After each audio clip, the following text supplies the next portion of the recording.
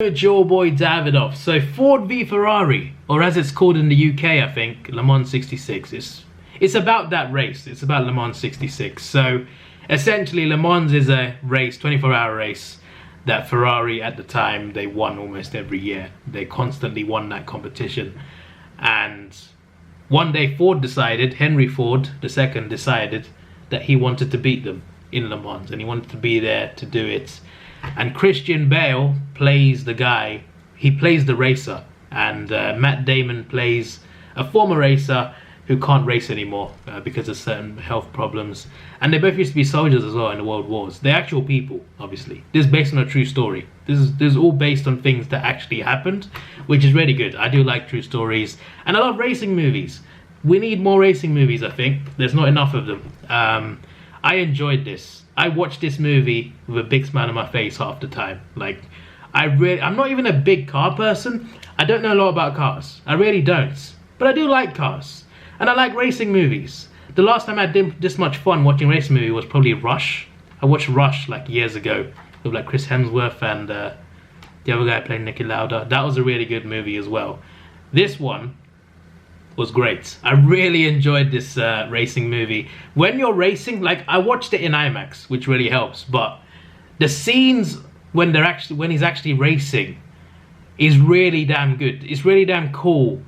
The way it's filmed, like, there's different angles, there's close-ups, there's first person, there's from the bottom of the car, I think. Well, there's from like the view of the window.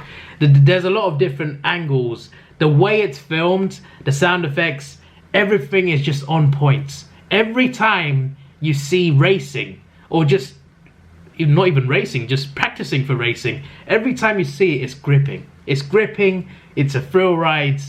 And even the parts where there's no racing, where it's a lot slower, it's very interesting because I like how the story progresses. I like the comedy in it as well. The story progresses really well. Jon Bernthal is in this as well. He plays a not a huge role, but he plays a role in this.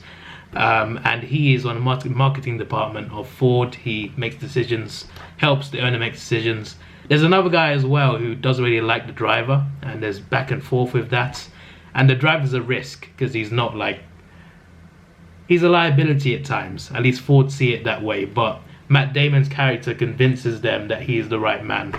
And that same year he won 2 big races. He won the Daytona 500 and another race. So if he won Le Mans, he would have got Triple Crown. And I'm not going to say what happens just in case you don't know, but I was really invested in this movie as a whole. Even the dialogue bits, I was really invested. There's a guy who plays Enzo Ferrari in this as well, which is great.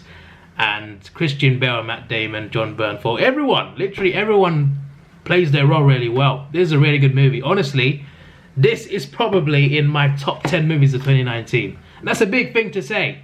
But in terms of favorites, this is up there. I really love this movie. I've been looking forward to it since I saw the first trailer. And boy, did it deliver. It delivered for me. It really delivered for me. I really liked this movie. I really did.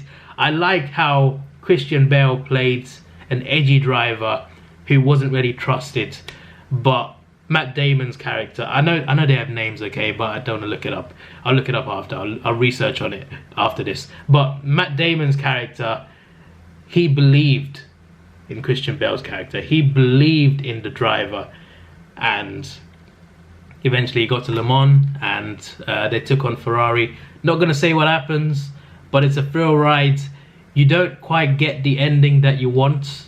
This is if you don't know what happens. Like, I don't know what happens. Like, this is all new to me. This story was for the first time told to me, and it doesn't go the way I expect, but still it's very gripping. It really has me wanting the driver to do well.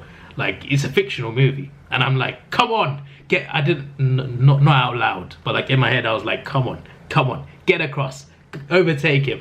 The racing bits are what make this movie. The racing bits are filmed so damn well. James Mangold directed this. He directed Logan as well. You did a damn good job, mates. You did a damn good job. I really enjoyed this. I really did enjoy this. But it is also quite tragic. There's some emotional parts towards the end as well. Obviously, for the driver himself, there's things in his life that are not going too well, so that opportunity comes to him at the right time too. and he doesn't even believe that they would. At first, he doesn't believe they would compete with Ferrari, because they were meant to make a car within 90 days that would compete with a Ferrari car that's been winning the Le Mans constantly year after year. But they managed to compete, and the end race was gripping. Even the middle race, and there's three key races, one near the start, one in the middle, and the main one, Le Mans. And they're all gripping. They're all fantastic to me. There's things that go wrong in this movie, things that go right, and I love this movie. I gotta say, I'm done explaining it. I love this movie. If you like racing movies, definitely go and see it. If you like Christian Bale, if you like Matt Damon, if you like John Bernthal, definitely go and see it. Okay, they're fantastic in this movie. I gotta say, they are fantastic. Christian Bale is a legend, absolute legend. My Batman.